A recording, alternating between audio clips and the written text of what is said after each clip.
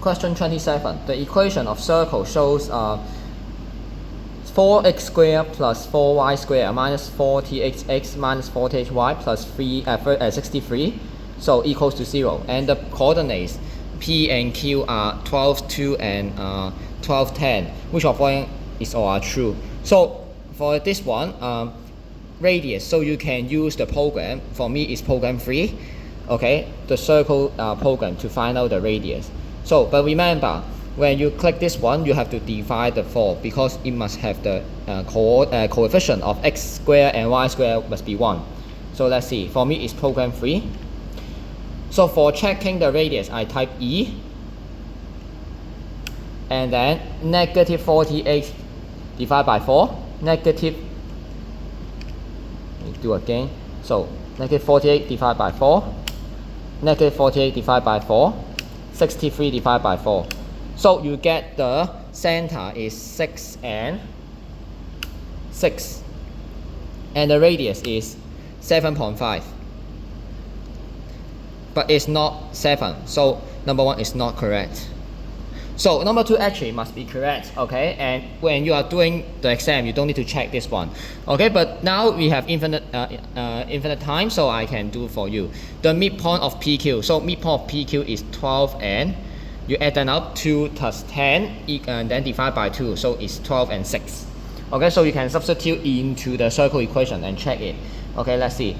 4 times 12 square plus 4 times 6 square minus 48 times 12 minus 48 times 6 and then plus 63. So this one is negative 81. So negative 81 is more than 0. So means that inside the circle. Okay. Okay, how about number 3? If G is the center of C, okay, so it means that this one is 6, 6, okay? The angle PGQ is an acute angle. Okay, so how to check this one? Is it an acute angle? Okay, number 1, what we can do is that method 1, okay? So for method 1, let us draw out the diagram. Okay, because P and Q, they got the same x coordinate, therefore they are in vertical line. So Q is here, 12, 10, and then P is 12, 2, and then G is 6, 6. Okay, so if I want to find out this angle PGQ, so because it's a isosceles triangle, therefore I can find out the PQ, or maybe I call it as PQ maybe X here.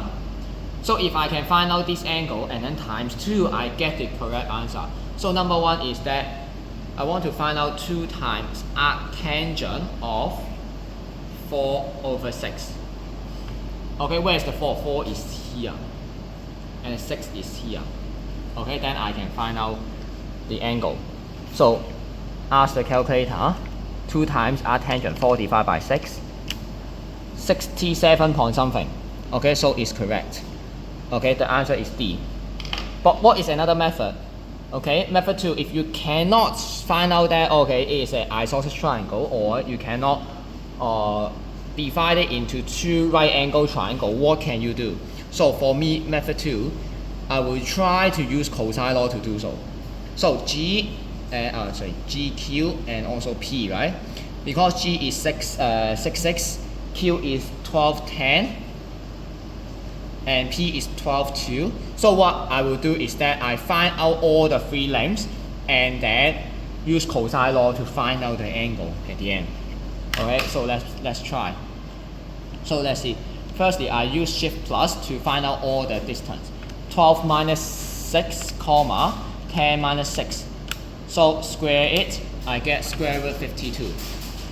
Okay, and PQ. Okay, actually you don't need to use the calculator because just 2 jump to 10, you get 8. And then find out the GP. Okay, I assume I don't know is it an isosceles triangle or not. So shift plus, okay, 12 minus 6, comma 2 minus 6, square it, square root 52. And then I use cosine law to do so. So let's see. 52 plus 52 minus x squared divided by 2 times 52. and arc cosine. I'm using cosine law. So 67.4 degree. So it's again correct. So method 1, I chop it down into 2 right angles and then find the angles times 2. Okay, and I already know that this is a isosceles triangle because GP and also GQ will be the radius. Okay. Next one, not radius, but you know it's an isosceles triangle. But method 2 is I don't know the relationship between PQG. Therefore, I just use cosine law, find out all the length that I can get it.